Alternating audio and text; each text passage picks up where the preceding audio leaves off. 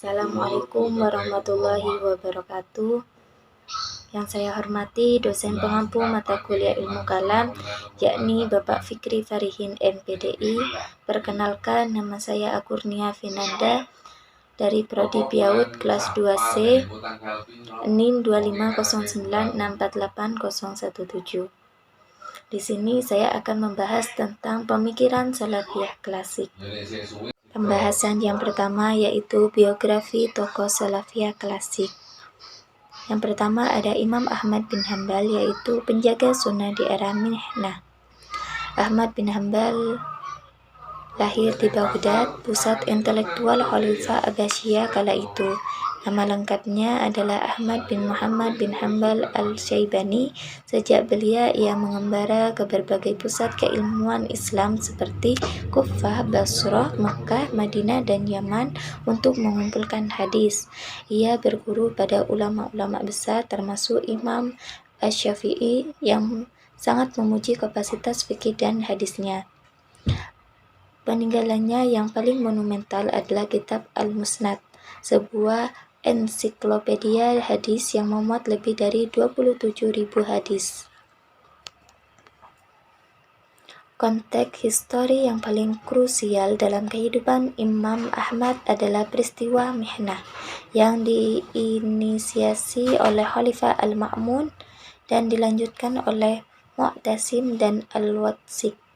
Khalifah yang berafiliasi dengan teologi Mu'tazilah menjadikan doktrin bahwa Al-Quran adalah makhluk sebagai dogma resmi negara.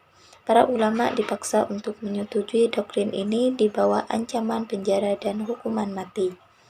Ahmad bin Hambal menolak keras doktrin tersebut dan memilih dipenjara serta disiksa selama bertahun-tahun.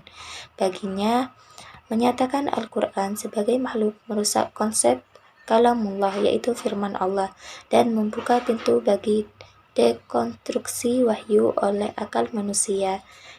Keteguhannya ini membuatnya dihormati sebagai imam ahli sunnah, dan mazhabnya Hambali menjadi benteng utama pelestarian tradisi tekstual tradisional. Yang kedua yaitu ada Ibnu Taimiyah, Syekhul Islam dan reformator konseptual. Taqiyuddin Ahmad bin Abdul Halim bin Taimiyah lahir di Harran, yaitu sekarang wilayah Turki dekat perbatasan Suriah. Akibat serbuan tentara Mongol, keluarganya mengungsi ke Damaskus, Suriah. Saat ia masih kanak-kanak, Ibnu Taimiyah tumbuh dalam tradisi mazhab Hambali yang kental dari ayah dan kakeknya. Majduddin bin Taimiyah, seorang ahli fikih terkemuka.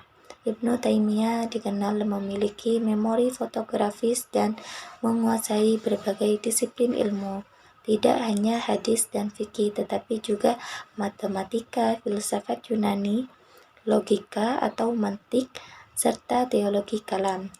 Hidup di era ketidakstabilan politik akibat invasi Mongol dan fragmentasi internal umat Islam, Ibnu Taimiyah tampil sebagai intelektual aktivis.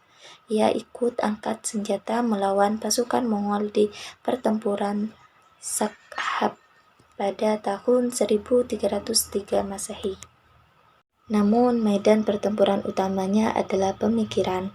Ia melihat umat Islam mengalami stagnasi intelektual akibat taklid berlebihan, sementara akidah disorestasi oleh sinkretisme tasawuf eksentrik seperti konsep wahdatul wujud dan dialektika teologi kalam yang menjauhkan umat dari pemahaman langsung Al-Quran.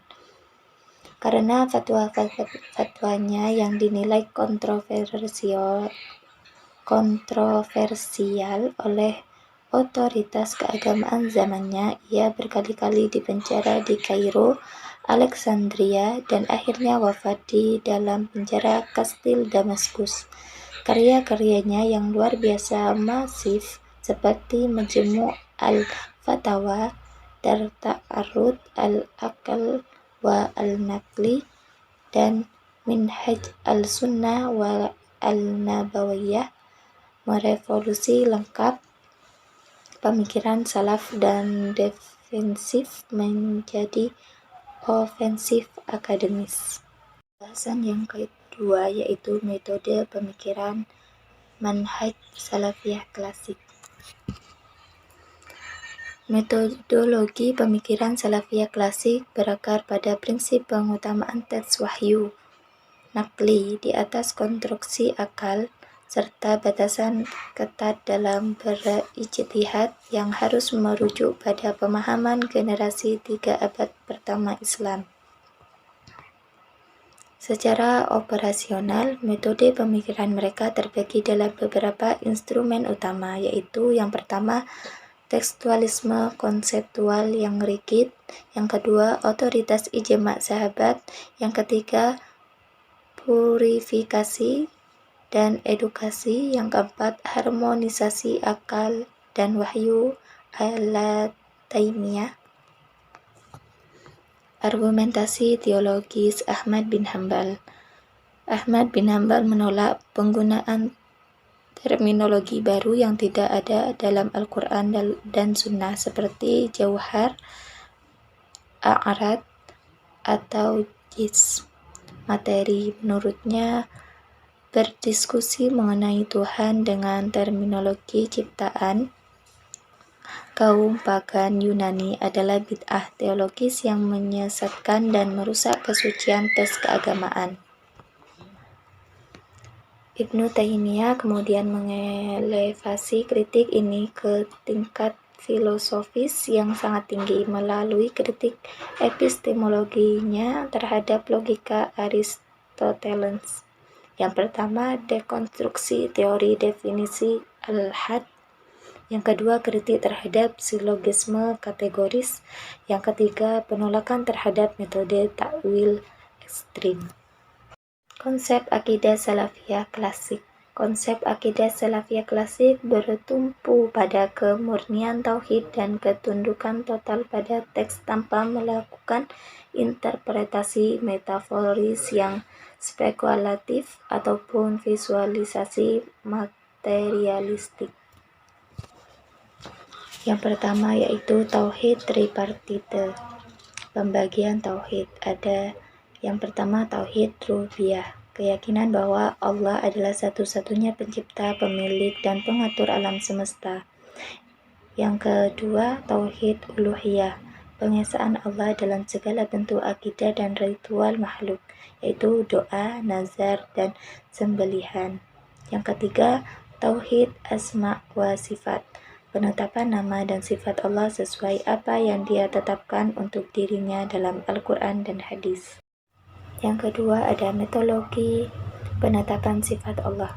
Ketika Al-Quran menyatakan Allah berada di atas arsy istiwa atau memiliki wajah dan tangan, Ahmad bin Hanbal dan Ibnu Taimiyah menegaskan bahwa sifat-sifat tersebut harus ditetapkan sesuai keagungannya. Kaidahnya adalah al-kalamu fi al-sifati ka al-kalami fi al-zat. Sikap kita dalam membicarakan sifat Allah harus sama dengan sikap kita dalam membicarakan zat Allah. Sebagaimana kita meyakini Allah memiliki zat yang nyata namun tidak sama dengan zat makhluknya, maka Allah juga memiliki sifat-sifat yang nyata yang hakikatnya sama sekali tidak menyerupai sifat makhluk. Sifat-sifat ini bukanlah anggota tubuh secara material, melainkan sifat kedahsyatan ketuhanan yang bila kaifah tidak diketahui kaifiyah atau hakikat visualnya oleh manusia. Yang ketiga, konsep iman, integrasi totalitas. Berbeda dengan kaum Murji'ah yang menyatakan iman cukup di hati atau Khawarij yang mengkafirkan pelaku dosa besar. Salafiyah klasik menetapkan definisi iman yang dinamis. Yang pertama yaitu iman adalah perkataan dengan lisan, keyakinan di dalam hati, dan pengamalan dengan anggota badan. Yang kedua, iman dapat bertambah dengan ketaatan dan berkurang akibat kemaksiatan. Oleh karena itu, amal perbuatan dinilai sebagai bagian integral dari esensi iman, bukan sekadar aksesoris atau buah dari iman semata. Mungkin cukup sampai di sini penjelasan dari saya. Selebihnya mohon maaf. Wassalamualaikum warahmatullahi wabarakatuh.